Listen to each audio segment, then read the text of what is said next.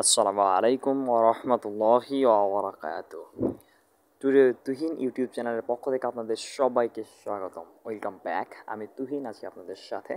অনেকদিন পরে আমার আবারও পুনরায় একটি লং ভিডিও নিয়ে আপনাদের সামনে আসা। বিষয়টি অতীব জরুরি হওয়ার কারণেই আমি আসছি আপনাদের সামনে এই বিষয়টি নিয়ে। ফটোকপিয়ারের আমাদের যে স্ক্যানারটি রয়েছে যেটা ফ্রন্টে থাকে, আমরা যেখান থেকে স্ক্যান করি, কপি করি, স্ক্যানারটি আমাদের বাহিরে থাকে, যেটা আউটসাইডে দেখতে পাই আমি। তো আমরা এর বাইরে ইনসাইডে আমাদের একটি স্ক্যানার রয়েছে, যেটাতে অনেক সময় অনেক রকম ট্রাভেল হয়, যার কারণে আমরা ফটোকপিয়ারকে লোডে ব্যবহার করতে পারি না। যেমন আপনার এটার অবস্থান হচ্ছে আমাদের যে পাওয়ার বোর্ডটা আছে, অর্থাৎ আমাদের আউটপুট ট্রেটা যেখানে, ঠিক সেই জায়গায় ইনসাইডে এখানে নিচে যেই পাওয়ার বোর্ডটা আছে আমাদের, এই পাওয়ার বোর্ডটা আমরা প্রত্যেকটা কেবলকে রিমুভ করে নিলে, আনপ্লাগ করে নিলে আমরা দেখতে পাবো যে ঠিক তার নিচে ইনসাইডে যেটি অবস্থান করে সেটি হচ্ছে আমাদের আসলে scanner, light scanner, laser scanner বলে অনেকে এটাকে। একটু খেয়াল রাখুন, দেখুন আমি এখানে খুব স্মুথলি কেবলগুলোকে রিমুভ করার চেষ্টা করছি। তো দীর্ঘ অনেকটা সময় পরে লং ভিডিও নিয়ে আসার একটাই বিষয়, সেটা হচ্ছে আসলে এই স্ক্যানারটি আমাদের অনেক সময় প্রবলেম করে, কিন্তু আমরা আসলে প্রবলেমটা ধরতে পারি না, যাতে সমস্যার ইস্যু কোথায়, কোথা থেকে শুরু হলো, সূত্রপাতটা কোথায় থেকে। তো খেয়াল রাখুন, যখন আপনি 10টি 20টি 50 100টি অথবা প্লাস কমান্ড দিলেন, দেখা যাচ্ছে 20টা কমান্ড দিয়েছেন, 2 4 5টা কপি টান দেওয়ার পরে আপনারা টানছেন, আপনার মনে হতে পারে যে রোলার প্রবলেম, অন্য কোনো সেকশনের প্রবলেম, মোটরের প্রবলেম হতে পারে। বাট এই প্রপার প্রবলেমটাই রিলেটেড থাকে হচ্ছে আপনার এই লেজার স্ক্যানারের সঙ্গে। লেজার স্ক্যানার যদি লোড নিতে না পারে, অনেক সময় অভ্যন্তরীণ অথবা বাহ্যিক ময়লার কারণে অনেক সময় হয় আর কি, ছোটোখাটো ট্রাভেল অথবা ধুলাবালি জমে যায়, যার কারণে স্ক্যানারটি আসলে সঠিকভাবে শনাক্ত করতে না পারার কারণে বা কাজ করতে না পারার কারণে এই প্রবলেমগুলো ফেস করতে হয়। দেখুন, যদিও আমরা টুকিটাকি এই বিষয় নিয়ে কথা বলছি এর আগেও, পাওয়ার বোর্ড নিয়ে অথবা এগুলা স্ক্যানার অন্যান্য টুকিটাকি সমস্যা নিয়ে, তো আজকের মূল উদ্দেশ্যই ছিল যে আমাদের লেজার স্ক্যানারটিকে একটু রিপেয়ার করা দেখাবো আর কি। আমরা শুরুতেই আমাদেরকে যেটা করতে হচ্ছে সেটা হচ্ছে আমাদের এই পাওয়ার বোর্ডটিকে আনপ্লাগ করে নিলাম, প্রত্যেকটা কেবলকে রিমুভ করলাম, এখান থেকে সংযোগ বিচ্ছিন্ন করার পরে আমরা এই পাওয়ার বোর্ডটি সুন্দর করে এখান থেকে খুলে নিয়ে আসলাম। দেখুন, এখানে আমাদের চোখের সামনে যেটি দেখা যাচ্ছে এটাই মূলত আমাদের লেজার স্ক্যানার। খুব সুন্দরভাবে, একটু ধীরে স্থিরে, সাবধানে এটাকে কেয়ারফুলি, খুব যত্ন সহকারে হ্যান্ডেল করার চেষ্টা করবেন। কারণ আগে যে ভিডিওতে যে কথাগুলো বলেছি, যে সতর্কগুলো করেছি আপনাদেরকে, সেই কথাটি পুনরায় বলছি, আপনারা খুব কেয়ারফুলি হ্যান্ডেল করবেন এই বিষয়গুলো। আসলে খুবই সেন্সিটিভ। ছোটো ছোটো হেয়ার পায়ার্সগুলোর আসলে কোথায় থেকে কখন কোনো একটা নতুন প্রবলেম, কোনো সমস্যার সৃষ্টি হয়ে যায়, এটা আমরা বুঝতে পারবো না। তো আমরা কখনোই একটা সমস্যা সমাধান করতে গিয়ে নতুন কোনো সমস্যার সৃষ্টি করব না। কাজে আমাদেরকে খুব সাবধানে এবং খুব যত্ন সহকারে যখন আমরা কেবল রিমুভ করব, খেয়াল রাখতে হবে, কোনো রকম প্রেশার ক্রিয়েট করে কোনো কাজ করা যাবে না। দেখুন, যদিও শুরুতেই বলে নিয়েছি ভিডিওটি একটু লম্বা হতে পারে, কারণ আজকে লং টাইমের একটা লং ভিডিও। যদিও ভিডিওটিকে স্কিপ করতে পারতাম, কিন্তু স্কিপ করলে আমাদের যারা বিগিনার, নতুন ইউজার, নতুনদের জন্য আসলে বোঝাটা খুবই কষ্টকর এবং খুবই মুশকিল হবে। যার কারণে আমি সুন্দরভাবে কোনো জায়গায় না টেনে, না কেটে, স্কিপ না করে সুন্দর করে বোঝানোর চেষ্টা করছি ইনশাল্লাহ। এবং শুরু থেকে শেষ পর্যন্ত আমি আছি আপনাদের সাথে। আপনারা ভিডিওটাকে না টেনে, না কেটে, যারা এরকম প্রবলেমে পড়বেন তারা ইনস্ট্যান্ট ভিডিওর সাথে সাথেও আপনারা কাজগুলো করতে পারবেন। সেই ক্ষেত্রে ভিডিওটাকে থামিয়ে রেখে রেখে আপনারা শুনবেন, দেখবেন, প্লাস পাশাপাশি কাজগুলো করবেন। আর অবশ্যই আপনাদের কখনোই কোনো বিষয় রিস্ক হয়ে যাচ্ছে, আমি জানি না, করতে পারবো না, এই বিষয়গুলোতে আসলে নিজে নিজে হাত দিবেন না। বিষয়টাকে জানুন, বুঝুন, পরামর্শ নিন, তারপরে আর কি এইগুলাতে আপনারা নিজে নিজে আর কি ট্রাই করতে পারেন মেরামত করার জন্য। চলুন কথা না বাইরে দেখি আমরা কি করতে চাচ্ছি বা কি করা যায় এখানে। আমার হাতে থাকা এই লেজার স্ক্যানারটি সর্বপ্রথম যে কাজ সেটা হচ্ছে আমি বাহ্যিকভাবে এটাকে একটু মুছে দিয়েছি এবং আমার হাতে থাকা টিস্যুটি দিয়ে আমার চোখে দেখা যে ময়লাগুলো ছিল, ধুলোবালি যেটা ছিল, আমি আপাতত ক্লিন করে দিলাম। একটু খেয়াল রাখুন, আমি এটাকে প্রাথমিকভাবে সংযুক্ত করে দেব মুছে দেওয়ার পরে।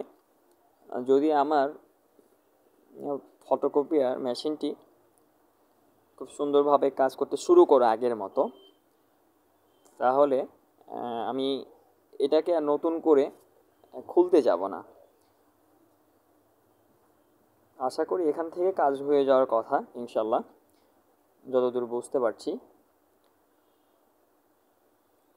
যদি না হয়, সমস্যাটির সমাধান না হলে বিকল্প আরেকটি পদ্ধতি আছে, যেটা হচ্ছে আমাদেরকে এই লেজার স্ক্যানার বোর্ডটি খোলার মতো সিস্টেম আছে। এই যে দেখুন, এই যে পোর্টগুলো, লকগুলো, আসলে এই লকার থেকে এটাকে দুইটাকে আলাদা আলাদা পার্ট করে খোলা যায়। আমাদের অনেক সময় এরকম হয় যে বাহ্যিক এই যে ময়লাগুলো থাকে এগুলো পরিষ্কার করে দিয়ে সুন্দর করে আবার পুনরায় লেজার স্ক্যানারটিকে আমরা যদি সেট আপ করতে পারি, তাহলে দেখা যাচ্ছে আমাদের মেশিনটা আবার আগের মতো কাজ করে। তবে যদি আমাদের ট্রাবল থাকে, যে সমস্যাটি ছিল, যে সমস্যার জন্য আমরা এই সমাধানের উদ্দেশ্যে যে কাজগুলো করলাম, এখান থেকে আমরা আসলে সমাধান পাইনি বা আগের মতোই আছে, অথবা বেশি হলো অথবা একটু কম হলো, সেই ক্ষেত্রে আমাদেরকে যেটা করতে হবে একটু খেয়াল রাখুন। আমি বিকল্প দুইভাবেই ভিডিওটাকে আপনাদের সামনে হাইলাইট করার চেষ্টা করব ইনশাল্লাহ। যখন আমাদের কাজ করবে না, ঠিক ওই মুহূর্তে আমরা এই লেজার স্ক্যানারের এই যে প্রত্যেকটা লকার আছে, লকারগুলোকে এখান থেকে খুলে দেব। এখানে বেশ কয়েকটা লকার আছে, প্রত্যেকটা লকার খুব সুন্দরভাবে খোলার পরে দেখুন, এটাকে দেখেন, এটা খোলার পরে এখানে কাভারের মতো এই পার্টটা চলে গেল। আর পেয়ার পার্টসের যে পার্টটা, মেইন পার্ট যেটাকে বলা হয়, মেইন পার্টটা দেখুন, একটু খেয়াল রাখুন। এবং স্ক্যানার ইনসাইডে দেখুন, এখানে গ্লাস আছে, এই গ্লাসটিকে আপনি হাত দিয়ে স্পর্শ করবেন না। এটাকে আপনি নরম সুতি কাপড় অথবা টিস্যু ব্যবহার করতে পারেন এটার উপরে। সেক্ষেত্রে এইখানে আপনাকে অবশ্যই খুব কেয়ারফুলি হ্যান্ডেল করতে হবে, বিষয়টি খুবই সেন্সিটিভ। এবং আমিও চেষ্টা করছি, আমার ভিডিও করতে অনেক সময় প্রবলেম হয়ে যাচ্ছে যে আমি ওইদিকে যখন খেয়াল করছি তখন আমি হয়তো ভিডিওতে মনোনিবেশ করতে পারছি না, এরকম হয়ে যাচ্ছে অনেক সময়। তো আপনারা খেয়াল রাখবেন যে আপনাদের মূল ফোকাসটা যেন সমস্যার সমাধানের উদ্দেশ্যে হয়, কোনো রকম নতুন সমস্যার সৃষ্টি যেন না হয়, সেটা হোক ছোট অথবা বড়। এখানে যে লেন্সগুলো আছে এবং হচ্ছে যে আপনার গ্লাস, এই গ্লাসটিকে সুন্দর করে আমি টিস্যু দিয়ে পরিষ্কার করে দিলাম। দেখুন, ওপরের অংশে একটু অপরিষ্কার লাগছিল, দেখতে একটু ময়লা ছিল, ধুলাবালির মতো ছিল, এবং আমার টিস্যু থেকে কিছু অংশ ওখানে আটকে যায় আর কি। তো এইদিকে খেয়াল রাখবেন, নরম সুতি কাপড় হলে সবচাইতে ভালো হয়। তো আমি চেষ্টা করছি সম্পূর্ণভাবে আমাদের এই স্ক্যানারের, লেজার স্ক্যানারের যে গ্লাস আসে, গ্লাসটিকে সুন্দর করে পরিষ্কার করে দেওয়ার। খুব অতিরিক্ত সময় নিয়ে, খুব অতিরিক্ত সময় দিয়ে আমার যদিও ভিডিওটাকে ক্রিয়েট করতে হচ্ছে, তো এটা বিগিনারদের এবং নতুনদের জন্য বোঝার সুবিধা হবে আশা করি ইনশাল্লাহ। তো চেষ্টাও করবেন সেন্সিটিভ বিষয়গুলোকে খুব কেয়ারফুলি হ্যান্ডেল করার জন্য। দেখুন, প্রায় আমাদের কাজ শেষের দিকেই।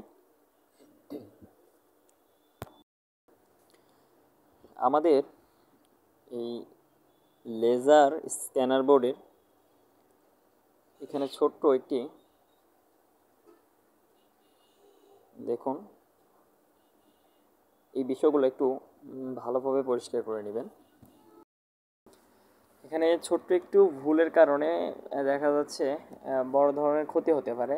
কাজেই এই বিষয়টি যেহেতু সেন্সিটিভ, খেয়াল রাখবেন, খেয়াল রেখে কাজ করবেন। আসলে এই ছোটো ছোটো পেয়ার পাস প্রত্যেকটাই খুব সেন্সিটিভ এবং গুরুত্বপূর্ণ বিষয়। এগুলোকে অবহেলা করার কোনো রকম আসলে ওয়ে নেই। কাজেই আমাদের খুব সাবধানতার সঙ্গে কাজগুলো করতে হবে। তো খেয়াল রাখুন, আমি দীর্ঘ সময় নিয়ে কাজ করছি এখানে।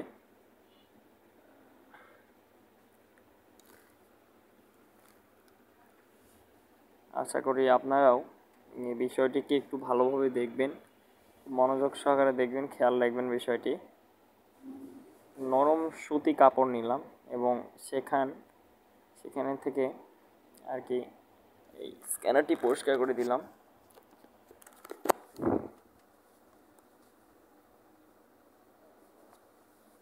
ফার্স্ট টাইম আপনাদেরকে একটা বিষয়ে সতর্ক করি, লেজার স্ক্যানারটি এমন একটি বিষয়, আসলে লকারগুলো রিমুভ করাটা একটু কঠিন আছে। এখানে একটা লকার যদি আপনি ভেঙে ফেলেন বা কোনো রকম সমস্যা হয়, তাহলে এটাকে আর রিপেয়ার করতে পারবেন না। কাজে খেয়াল রাখবেন, কোনো রকম তাড়াহুড়া ছাড়া আপনাকে কাজটি সম্পূর্ণ করতে হবে।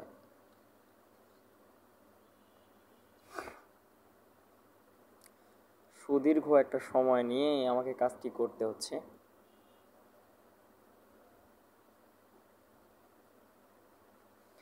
সবশেষ আমি লেজার স্ক্যানারটির যে কাভারটি, হেড কাভারটি রিমুভ করেছিলাম এখান থেকে, সেই কাভারটি আবার পুনরায় এটার সঙ্গে সংযুক্ত করে দিলাম, সুন্দর করে সেট আপ করে নিলাম। এবং এইবার ফাইনালি আমি আসলাম আমার যেখানে পাওয়ার বোর্ডটি ছিল, লেজার স্ক্যানারটি ছিল, ঠিক এখানে পোর্ট অনুযায়ী আমাদেরকে লেজার স্ক্যানারটি সংযুক্ত করতে হবে। একটু খেয়াল রাখুন, আপনি 2-4 বার এটাকে রিমুভ করলে, অ্যাডজাস্ট করলে আপনি এই বিষয়ে খুব এক্সপার্ট হয়ে যাবেন আশা করি ইনশাল্লাহ। তো তারপরেও চেষ্টা করবেন একটু ভালোভাবে বিষয়গুলোকে যত্ন সহকারে দেখার, কাজ করার। আমি অপোজিট সাইডে যেই কেবলগুলো সংযুক্ত ছিল, সেইখানে কেবলগুলো পুনরায় আবারও সংযুক্ত করে দিলাম। একটু খেয়াল রাখুন।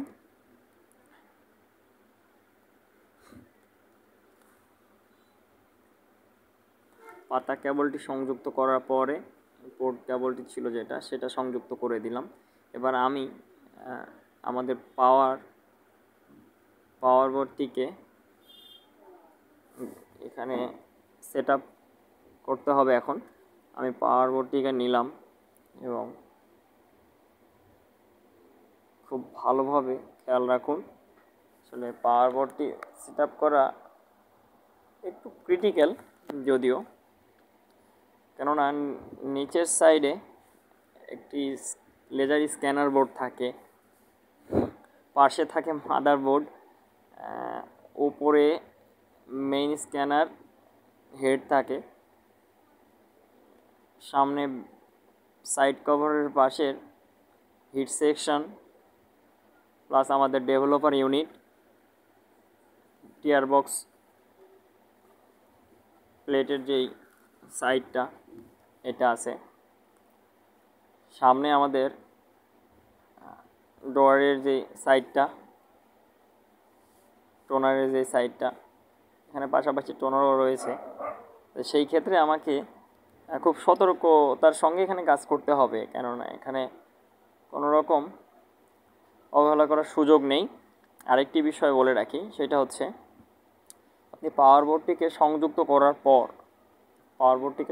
করার পর ঠিক যেই স্থান থেকে কেবলগুলোকে রিমুভ করেছিলেন, খুব দক্ষতার সাথে, খুব সুনিপুণভাবে, খুবই সতর্কতার সাথে প্রত্যেকটা কেবল স্ব স্থানে আপনাকে অ্যাডজাস্ট করতে হবে। আপনি যখন কেবলগুলোকে রিমুভ করেছিলেন, ঠিক কেবল অ্যাপ্লাইয়ের ক্ষেত্রেও এই বিষয়টি অতীব জরুরি জানা এবং খেয়াল রাখার বিষয়। যেহেতু একটি মেশিনের এখানে পাওয়ার বোর্ড, অর্থাৎ মেশিনে বিদ্যুৎ থেকে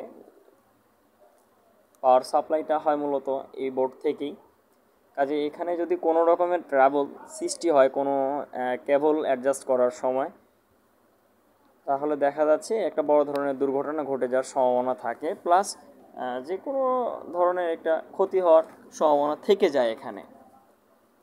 কাজেই আপনারা খুব দক্ষতার সঙ্গে এবং খুব সতর্কভাবে যত্ন সহকারে প্রত্যেকটা কেবল এখানে সংযুক্ত করতে হবে। প্লাস আরেকটু বিষয়, সেটা হচ্ছে আমাদের প্রত্যেকটা কেবল নির্দিষ্ট দূরত্বেই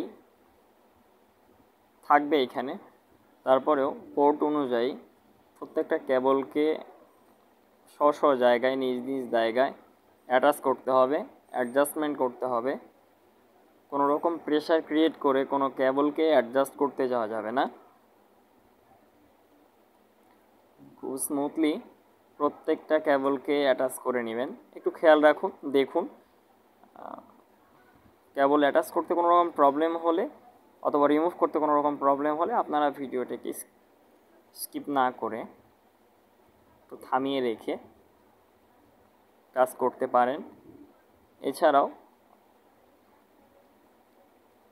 বিষয়টিকে খুব যত্ন সহকারে কাজ করার জন্য তাকে অবশ্যই আশা করি এই ভিডিওটি ভালো একটি হেল্প করবে। প্রত্যেকটা কেবল নির্দিষ্ট স্থানে অ্যাডজাস্টমেন্ট শেষ হয়ে গেলে আপনাকে খেয়াল রাখতে হবে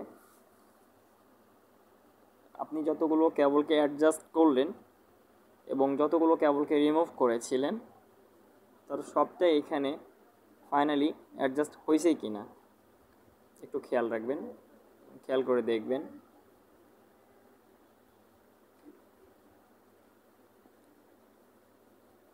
কোনো রকম সংযোজন অথবা বিয়োজন এখানে না করাটাই উত্তম।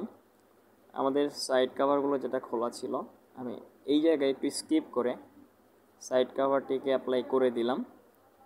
প্লাস সময় আর দীর্ঘায়িত করতে চাচ্ছি না, যার কারণে হেডে যেই কাভারটি ছিল মাদারবোর্ড সাইড থেকে এটাকেও আমি অ্যাটাচ করে দিলাম, এখানে একটু স্কিপ করে নিলাম। ফাইনালি খেয়াল রাখুন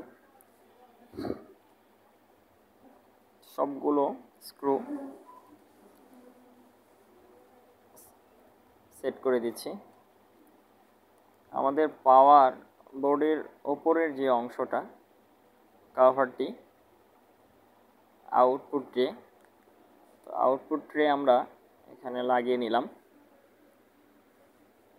সবশেষ যে ব্যাপারটি আলহামদুলিল্লাহ যেটা আমরা দেখলাম, আমাদের যখন লোড নেয়ার পরেও পর্যাপ্ত পরিমাণ কপি আউটপুট দিতে পারছিল না ইনপুট নেওয়ার পরেও, তো এই সমস্যাটি ছিল আমাদের মূলত পাওয়ার বোর্ডের নিচে থাকা যেই লেজার স্ক্যানারটি ছিল এখানে পর্যাপ্ত পরিমাণ ময়লা পড়ছিল, একটু ট্রাবল ছিল।